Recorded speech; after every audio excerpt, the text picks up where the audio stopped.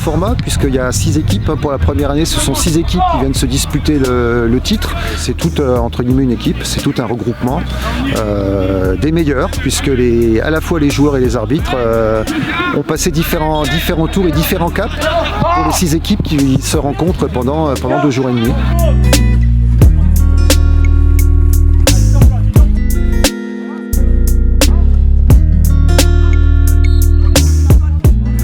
Rendez-vous important pour la Fédération française de football.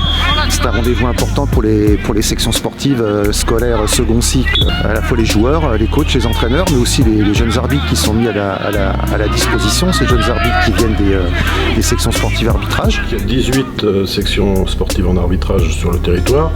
Elles sont très actives, elles couvrent l'ensemble du territoire. Cela permet aux jeunes qui arrivent dans ces sections d'avoir plus d'heures en arbitrage. Quand on dit plus d'heures, c'est à la fois en salle, mais aussi sur le terrain surtout. Et ça leur permet ensuite de développer leur qualité au sein de la fédération quand ils passent le concours de jeunes arbitres de la fédération.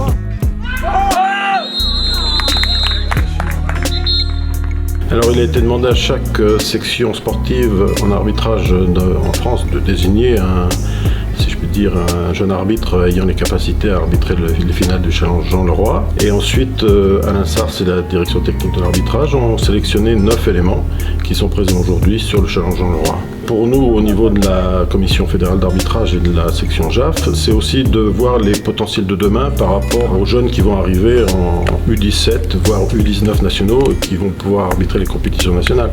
Ça nous permet déjà d'avoir une première évaluation de la qualité de ce qui va nous venir dans les années qui viennent.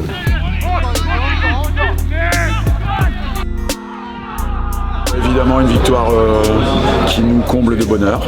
Voilà, c'est la deuxième victoire après 2017, donc 5 ans après. Un groupe vraiment très, très compétent. On est arrivé un petit peu sur la pointe du pied parce qu'on savait que c'était la première édition à 6 finalistes. Donc c'était une nouveauté. Ça fait longtemps que les gars n'avaient pas joué sous un format avec plusieurs matchs dans la journée aussi. Ça c'était une inconnue. Mais je savais qu'on avait un groupe relativement homogène au niveau du nombre.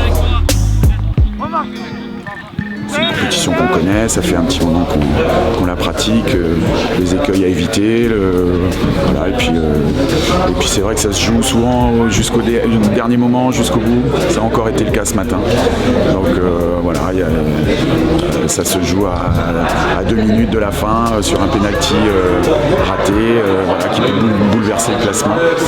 Donc c'est souvent comme ça sur le Jean Leroy.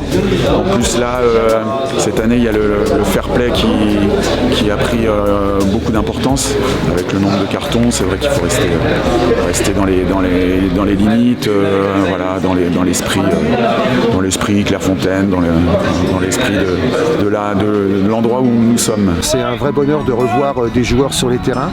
C'est un vrai bonheur de voir des entraîneurs heureux et des joueurs heureux ainsi que des arbitres. On peut déjà dire que c'est une réussite.